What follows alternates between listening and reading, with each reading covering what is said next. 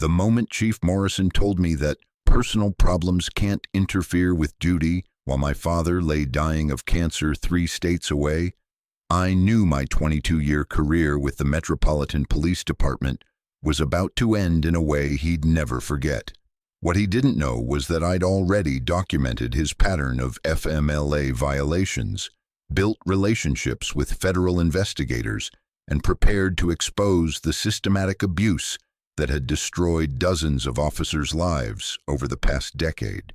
My name is Steve Garrett, 50 years old, and until that Tuesday morning in November, I was senior detective with the Metropolitan Police Department's Major Crimes Division.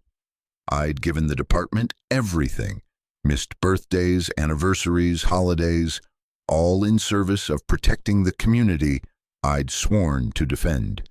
But when my father received a terminal diagnosis, and I needed the department's support for the first time in my career, Chief Morrison taught me the difference between loyalty and blind obedience.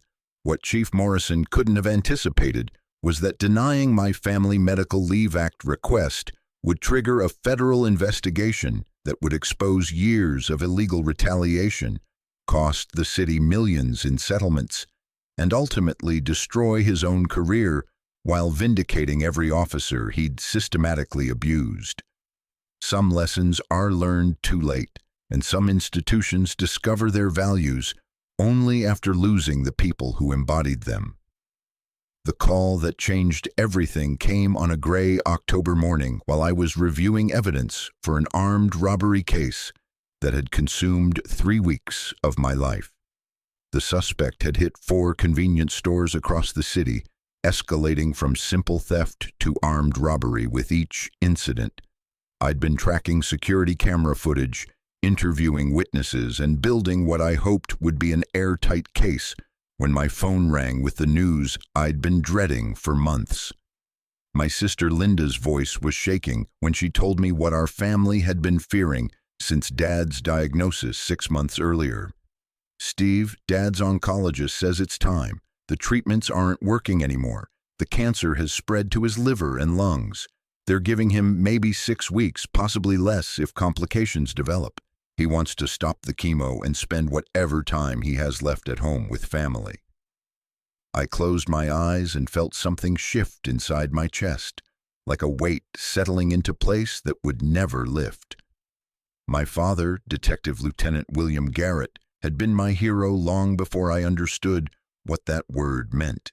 He'd served the same department for 31 years, earning commendations for valor, integrity, and dedication that decorated our family room wall like a shrine to public service. The Medal of Valor for disarming a gunman holding hostages in a bank, the Distinguished Service Award for solving a string of murders that had terrorized the East Side for months, letters of appreciation from families whose loved ones he'd found, saved, or simply treated with dignity during the worst moments of their lives.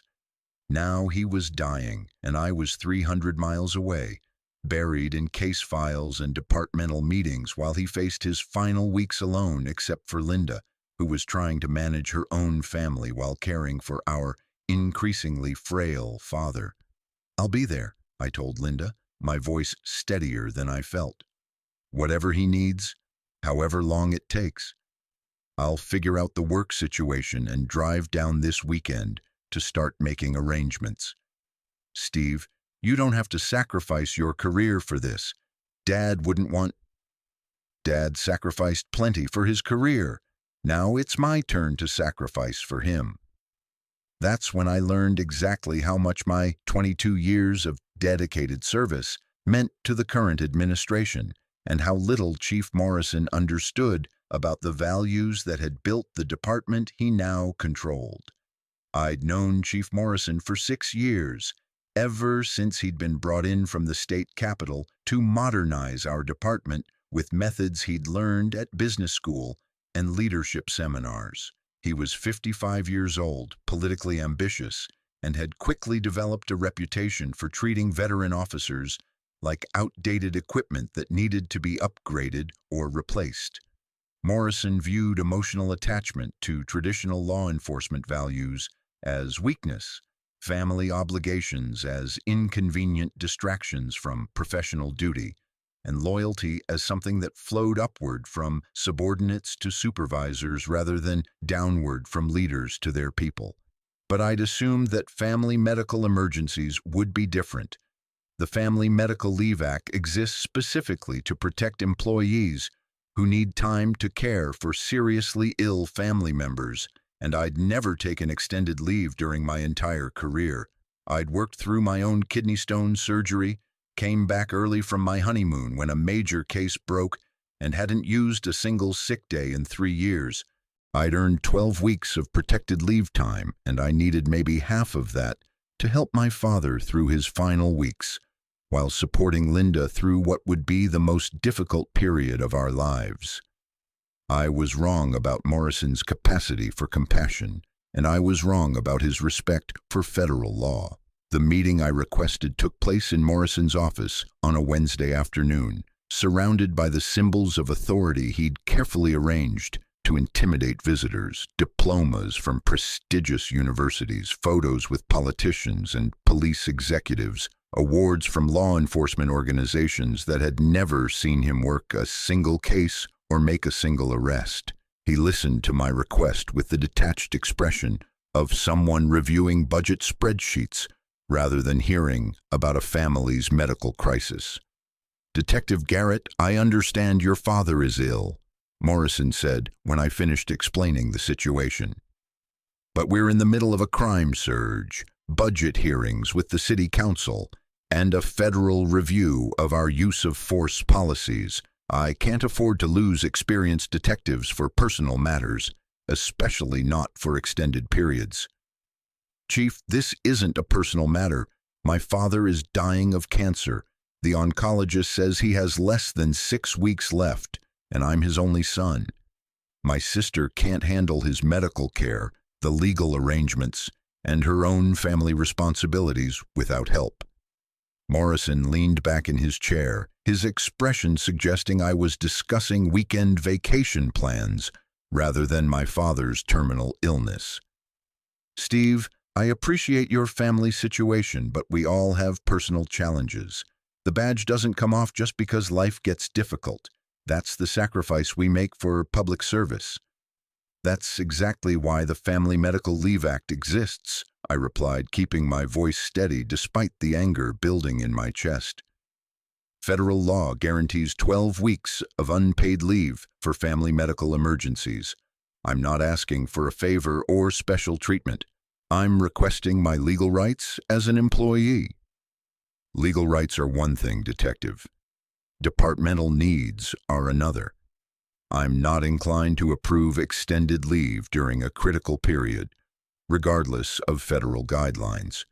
We have responsibilities to the community that supersede individual circumstances. The casual dismissal of federal law should have been my first warning about Morrison's approach to inconvenient regulations. But I was focused on my father's situation and assumed that reasonable discussion would resolve the issue. "Chief, I've never taken extended leave in 22 years. My case clearance rate is among the highest in the division. I've worked every major holiday for the past 5 years. I'm not asking to abandon my responsibilities. I'm asking for time to help my dying father." Morrison's expression hardened. That's exactly the kind of thinking that prevents this department from operating efficiently. Personal loyalty is admirable, Detective, but professional duty comes first. Always. The words hit me like a physical blow. This man was telling me that watching my father die was less important than processing case files and attending meetings. He was suggesting that 22 years of professional dedication somehow disqualified me from basic human compassion. "So you're denying my FMLA request?" "I'm telling you that extended leave isn't possible during current operational demands. If you have vacation time available, you can take a few days, but 6 weeks is out of the question." I had 3 days of vacation time left, 3 days to say goodbye to the man who'd taught me everything about honor, integrity, and service. That's when I understood that Chief Morrison wasn't just denying my leave request. He was revealing exactly what kind of leader he'd become and what kind of organization he was building. I didn't argue further. I simply nodded, thanked him for his time, and walked out of his office with absolute clarity about what I needed to do next. But first, I wanted to understand if Morrison's callousness toward family medical emergencies was an isolated incident or part of a broader pattern of illegal behavior. What I discovered over the next week was far worse than I'd imagined, and far more systematic than I'd feared. Morrison had been systematically denying or discouraging FMLA requests for 3 years, using various pretexts to avoid complying with federal law that he clearly viewed as an inconvenient limitation on his authority.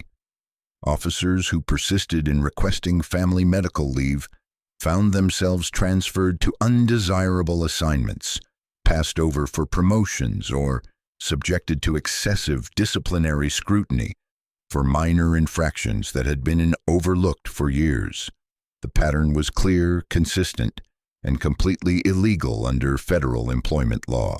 Detective Maria Santos had been denied leave to care for her mother during chemotherapy treatments, despite providing medical documentation that clearly qualified for FMLA protection. When she appealed the decision through the union grievance process, Morrison transferred her to midnight patrol in the city's most dangerous district, ostensibly for operational needs, but obviously as retaliation for challenging his authority.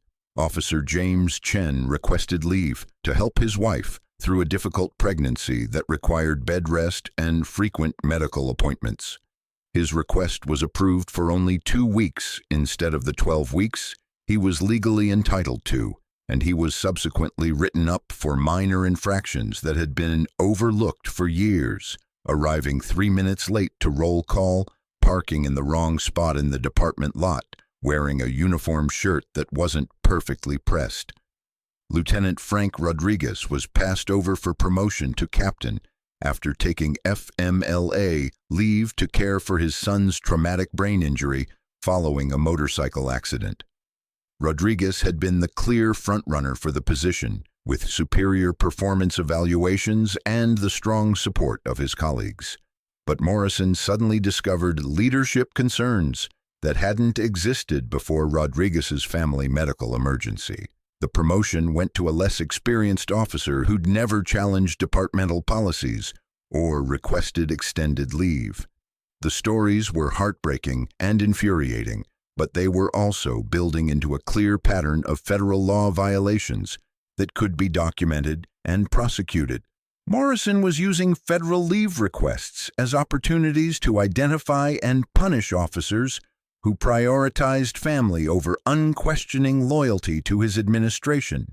He'd created a culture where asking for help during life's most difficult moments was treated as betrayal of professional duty, and where exercising federally protected rights was punished through systematic retaliation. But what truly sickened me was learning about Officer Patricia Williams, whose request for FMLA leave to care for her terminally ill daughter had been denied the previous year. Patricia had been forced to choose between her job and her child's final weeks. She'd chosen her daughter and been terminated for unreliable attendance. Her daughter died 3 weeks later, and Patricia lost both her family and her career because Morrison couldn't tolerate human weakness in his vision of professional policing. That's when I decided Morrison's pattern of FMLA violations needed to be exposed and stopped. I spent the weekend researching federal employment law, documenting the pattern of violations I'd discovered, and preparing a comprehensive complaint that would trigger a Department of Labor investigation. I also contacted every officer who'd been affected by Morrison's illegal policies, explaining their rights and offering to support their own complaints against the department.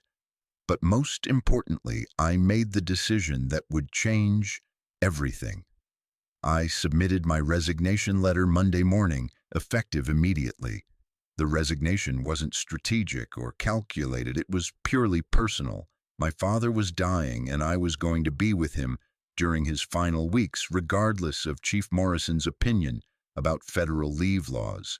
The job that had defined my adult life suddenly seemed insignificant compared to the opportunity to spend meaningful time with the man who'd raised me to value integrity over convenience. Morrison was in a budget meeting when I submitted my letter to his assistant. I didn't wait for his reaction or explanation. I simply cleaned out my desk, turned in my badge and weapon, and drove home to pack for the 300-mile trip to my father's house. But I also did something else that Monday morning. I filed a comprehensive complaint with the Department of Labor's Wage and Hour Division, documenting Morrison's systematic violations of the Family Medical Leave Act and providing contact information for a dozen other officers who'd been illegally denied family medical leave. The federal investigation began Tuesday afternoon, less than 24 hours after my resignation. The 6 weeks I spent with my father were the most precious and painful of my life. Dad was still himself, sharp, funny, proud of his family and his service, but the cancer was clearly winning. He slept more each day, ate less, and gradually required more help with basic activities. But he was also remarkably peaceful about the process, approaching death with the same steady courage he'd brought to every challenge in his life. "You did the right thing, son," he told me during one of our long afternoon conversations. "Jobs come and go. Family is forever. I might have destroyed my career, Dad. 22 years of service, and I walked away over a leave request. You walked away because your principles mattered more than your paycheck. That's exactly what I tried to teach you." During those weeks, I learned things about my father that decades of Sunday dinners and holiday visits had never revealed. His stories about police work in the 1970s and 1980s, his struggles with department politics, his pride in my career, and his hopes for his grandchildren. I also learned about his regrets, cases that haunted him, colleagues he'd lost, and opportunities he'd missed because duty always came first. "Don't make my mistakes, Steve," he said one evening as we watched the sunset from his back porch. "The badge is important, but it's not everything. The people who love you matter more than the people who employ you." He died on a Thursday morning in December, peacefully in his sleep, with Linda and me holding his hands. The funeral was packed with current and retired officers who remembered Lieutenant William Garrett as the kind of cop they'd all aspired to become. Chief Morrison was notably absent, though several officers mentioned that he'd been dealing with some administrative issues that prevented his attendance. Those administrative issues, I learned later, were the result of my Department of Labor complaint. Federal investigators had spent 6 weeks interviewing officers, reviewing personnel files, and documenting Morrison's systematic violations of family medical leave laws. What they found was evidence of a deliberate pattern to discourage and illegally deny FMLA requests, affecting over 30 officers during Morrison's tenure as chief. The investigation also revealed that Morrison had been falsifying departmental records to hide the scope of his FMLA violations. Officers who'd been denied leave were listed as having withdrawn their requests, and complaints about illegal denials were categorized as personality conflicts or performance issues. The federal investigators characterized it as systematic obstruction of employees' civil rights under federal labor law. But the most damaging discovery was Morrison's email to the mayor, sent 2 days after my resignation, in which he explicitly stated his intention to discourage family leave requests through strategic personnel decisions because emotional attachment to family undermines professional reliability. That email became the centerpiece of the federal case against the city. 2 weeks after my father's funeral, I received a call from Assistant Attorney General Catherine Hayes, who was leading the federal investigation. "Mr. Garrett, I wanted to personally thank you for bringing this matter to our attention. Chief Morrison's violations of federal labor law appear to be systematic and intentional. We're prepared to file suit against the city for damages and injunctive relief. What does that mean for the officers who were affected? Significant financial compensation for those who were illegally denied leave, plus mandatory policy changes to ensure compliance with federal law. We're also recommending criminal charges against Chief Morrison for civil rights violations under color of authority. And what about my own situation? Your resignation appears to have been constructive discharge. You were forced to quit because the department created illegal working conditions. You're entitled to full back pay, benefits, and reinstatement if you choose to return. I thanked her for the information, but explained that I wasn't sure about returning to the department. Too much had changed, and I needed time to process both my father's death and the destruction of my law enforcement career. That's when she mentioned something that changed everything. Mr. Garrett, there's one more thing you should know. 3 other officers have submitted resignations this week, citing the same concerns about family medical leave policies. Your complaint has given them the courage to come forward with their own stories. This investigation is much larger than Chief Morrison's individual misconduct. It's exposing systematic problems with how this department treats employees' family obligations. The federal lawsuit was filed in March, 6 months after my father's death and 4 months after my resignation. The city settled for $3.7 million, including $400,000 in damages for my constructive discharge, $200,000 each for 6 officers who'd been illegally denied family medical leave, and mandatory policy reforms to ensure future FMLA compliance. Chief Morrison was terminated for cause and faced federal charges for civil rights violations. He eventually pled guilty to lesser charges and received 2 years probation, but his law enforcement career was permanently over. But the most significant outcome was institutional change.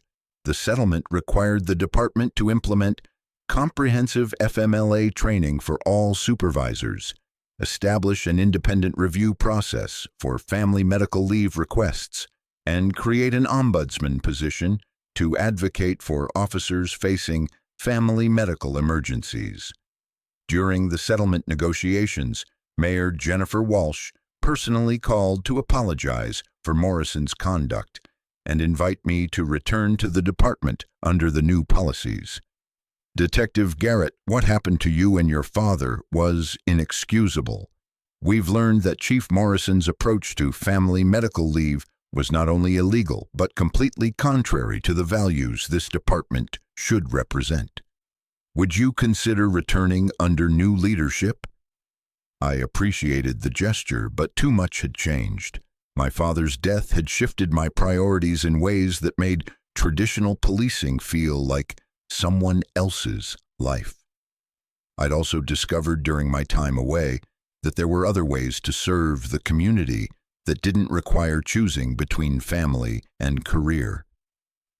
Instead of returning to the police department, I used my settlement money to establish the Officer Family Support Foundation, a nonprofit organization that provides legal assistance to law enforcement families dealing with medical emergencies and workplace retaliation. The foundation helps officers navigate FMLA requests, documents violations when they occur, and provides financial support for families facing medical crises. The foundation's first major case involved Detective Maria Santos, who'd been transferred to Midnight Patrol after requesting leave to care for her mother. Morrison's replacement, Chief Rebecca Thompson, not only approved Maria's delayed leave request, but publicly apologized for the department's previous failures and promised that such violations would never happen again. 6 months after establishing the foundation, I received an unexpected letter from Patricia Williams, the officer who'd been fired for taking leave to care for her dying daughter. Mr. Garrett, she wrote, I heard about your foundation and wanted you to know how much it means to officers like me. When my daughter was dying, I felt completely alone. like I had to choose between being a good mother and a good officer. Your foundation proves that we don't have to make that choice anymore. Thank you for fighting a battle that I couldn't fight alone." That letter sits framed on my office wall next to the final photo I took with my father during his last week of life. They represent the same truth Dad tried to teach me throughout his career. The people who love you matter more than the people who employ you, and protecting family isn't betrayal of professional duty. It's the foundation that makes professional service meaningful. Chief Morrison had told me that personal problems can't interfere with duty, but he'd misunderstood both concepts. Personal relationships aren't problems to be managed. They're the reason duty matters, and real leadership doesn't demand choosing between family and career. It creates environments where both can thrive. The Department of Labor investigation revealed that Morrison's FMLA violations had affected 37 officers over 3 years, costing families thousands of dollars in lost wages and irreplaceable time with loved ones during medical crises. His systematic abuse had created a culture where officers were afraid to ask for help when they needed it most, undermining both family stability and professional effectiveness. But the investigation also revealed something else. My resignation had inspired 11 other officers to come forward with their own stories of illegal retaliation. They'd been afraid to complain while Morrison was in power, but my willingness to sacrifice my career for my principles had given them courage to demand their own rights. Change sometimes requires sacrifice, but it also requires someone willing to make the first move when institutional corruption seems too powerful to challenge. I'd never intended to become a whistleblower or reformer. I'd simply wanted to spend time with my dying father. But Morrison's callousness had forced me to choose between enabling his abuse and protecting future families from the same treatment. 3 years after my father's death, the Metropolitan Police Department has one of the most progressive family medical leave policies in the country. Officers regularly take FMLA leave to care for sick relatives without fear of retaliation, and supervisors receive annual training on federal labor law compliance. The culture has shifted from viewing family obligations as professional weakness to recognizing them as sources of strength that make officers more effective in their community service. Chief Thompson invited me to speak at the Police Academy graduation last year, where I told new officers about the importance of maintaining perspective on what really matters in law enforcement careers. "You'll face a lot of pressure to put the job first," I told them, "but the job exists to protect families, not destroy them. If your department ever asks you to choose between professional duty and family loyalty, remember that they're asking you to betray the very values that make police work meaningful." After the ceremony, a young officer approached me with a question that brought everything full circle. "Detective Garrett, what would you tell someone whose supervisor is discouraging them from taking family medical leave?" I'd tell them that their rights are protected by federal law. Their family obligations are more important than their supervisor's convenience, and there are people ready to help them fight for both.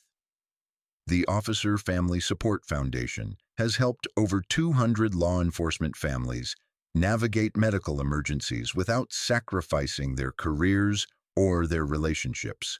We've documented FMLA violations, provided legal assistance, and created a network of support that ensures no officer has to face Morrison's kind of institutional callousness alone.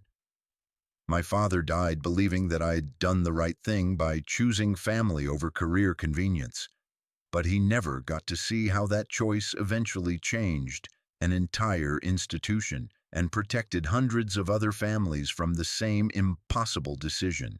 Chief Morrison learned too late that loyalty can't be demanded. It has to be earned through leadership that values the people it serves. By the time he realized his mistake, the damage was irreversible, and the precedent was set. Family comes first. Duty serves family, and any leader who doesn't understand that difference has no business wearing a badge. Some lessons are learned too late, and some institutions discover their values only after losing the people who embodied them. Chief Morrison represented the former, my father represented the latter, and I was lucky enough to learn the difference while it still mattered.